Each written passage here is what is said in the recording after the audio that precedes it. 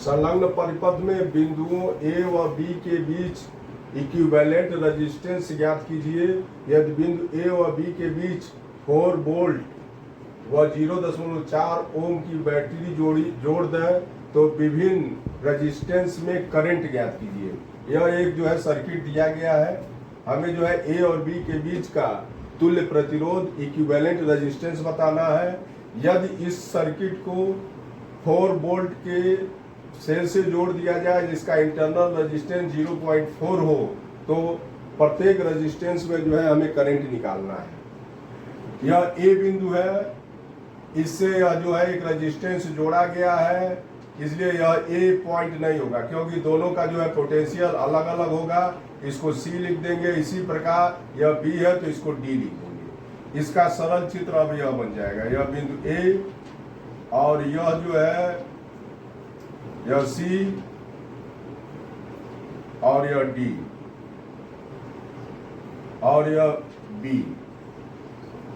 अब देखिए ए और डी के बीच में 3 जुड़ा है, 3 ओम रेजिस्टेंस जुड़ा है, तो ए और डी के बीच में 3 ओम रेजिस्टेंस जोड़ दिए। उसी तरह से डी और सी के बीच में जो है 10 ओम है, तो डी और सी के बीच में जो है 10 जोड़ दिया जाएगा। उसके बाद ये काट देंगे।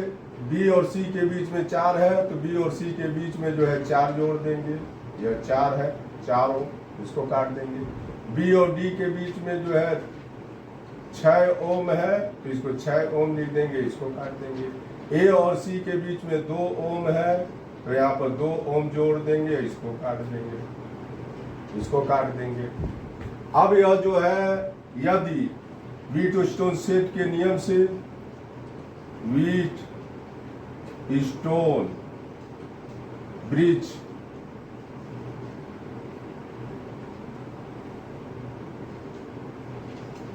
के नियम से यदि P अपान Q बराबर R अपान S हो तो यह संतुलित अवस्था कहलाती है, जिसमें यह P है, यह Q है, यह R है, यह S है। तो P के जगह पर 2 अपान 4, Q के जगह पर 4 बराबर R के जगह पर 3 अपान 6, S के जगह 6। इसको इससे काटेंगे 2, इसको इससे काटेंगे 2, तो 1/2 बराबर 1/2 आ गया। यह जो है एक संतुलित अवस्था है, अतः इसके बीच का जो है पोटेंशियल समान होगा। इनके बीच का जो पोटेंशियल डिफरेंस है वो 0 होगा। इसमें कोई करंट पास नहीं होगा, इस रेजिस्टेंस का कोई मतलब नहीं है। अब हम इसका जो है एक आसान चित्र इस तरह से बना सकते हैं। यह बिंदु ए है, यह बिंदु सी है और यह बिंदु डी है और यह बिंदु बी है। इसको जो है इस तरह से जोड़ देंगे।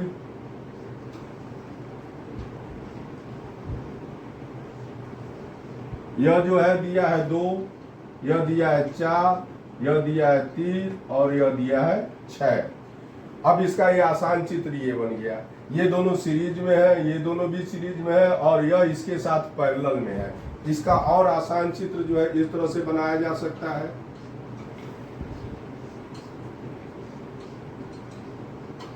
यह बिंदु ए है, यह बिंदु बी है। 2 और 6 दोनों जो है सीरीज में है, इसलिए जोड़ देंगे। 2 और 4 सीरीज में है, इसलिए जोड़ देंगे तो 2 4 6 हो जाएगा। यह दोनों सीरीज में है तो 3 और 6 जोड़ देंगे तो 9 हो जाएगा। ए और बी जो है 6 और 9 पैरेलल अवस्था में है, इसलिए ए और बी का इक्विवेलेंट रेजिस्टेंस RAB बराबर हो जाए 6 × 9 अपान 6 + 9, तो हो गया 54 अपान 13। इसको जो है काटेंगे, 54 को 13 से काटना है तो इसको भाग देंगे तो 3.6 ओम के बराबर आ जाएगा। माने ए और बी के बीच का इक्विवेलेंट रेजिस्टेंस 3.6 ओम के बराबर आ जाएगा। अब यह सवाल कह रहा है कि यदि इसे जो है किसी सेल से जोड़ दिया जाए, यदि हम इसे किसी सेल से जोड़ देते हैं, मान लीजिए इसको थोड़ा मिटा देते हैं, यदि हम इसको सेल से जोड़ देते हैं तो इसका अब यह चित्र बन जाएगा। जब हम इसको सेल से जोड़ देंगे तो इसका अब यह चित्र बन जाएगा। इसको मान लीजिए इस तरह से एक सेल से जोड़ दिया गया, इसका इंटरनल रेजिस्टेंस दिया है इसका जो EMF है वह दिया है 4 वोल्ट और इसका इंटरनल रेजिस्टेंस R बराबर दिया है 0.4 ओम और यह एक सेल बन जाता है। इसको इस तरह से जो है जोड़ दिया गया है। जब हम इस सेल से जोड़ देंगे तो इसके प्रत्येक भाग में कितनी धाराएं बह रही हैं इसको हमें निकालना है। अब इस सेल के द्वारा इसमें बहने वाली धारा यह I हो जाएगी।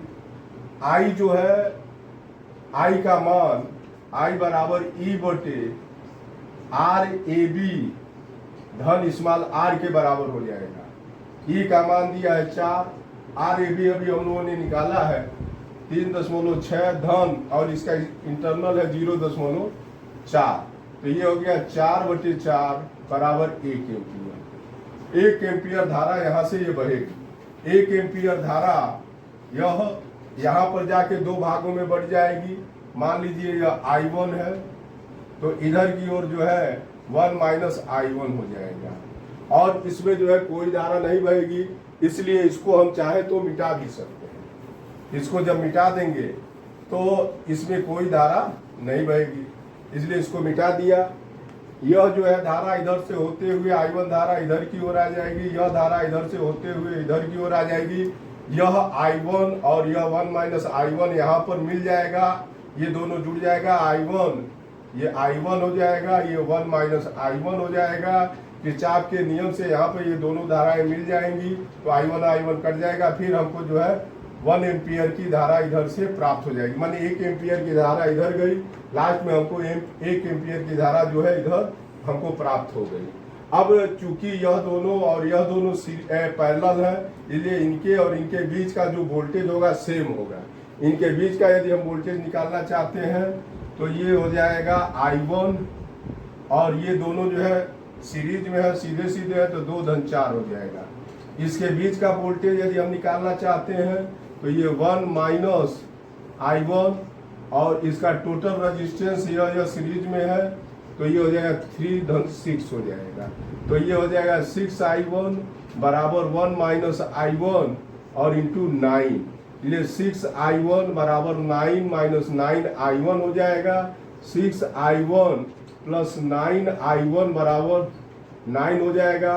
ये हो जाएगा 50 I1 इज इक्वल टू 9 या I1 बराबर 9/15 बराबर 0.6 एम्पियर हो जाएगा। इसी तरह से 1 I1 बराबर हो जाएगा 1 0.6 बराबर 0.4 एम्पियर। अतः ओम तथा 4 ओम प्रतिरोध रेजिस्टेंस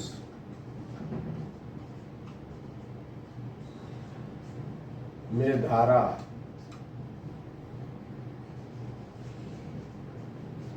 करंट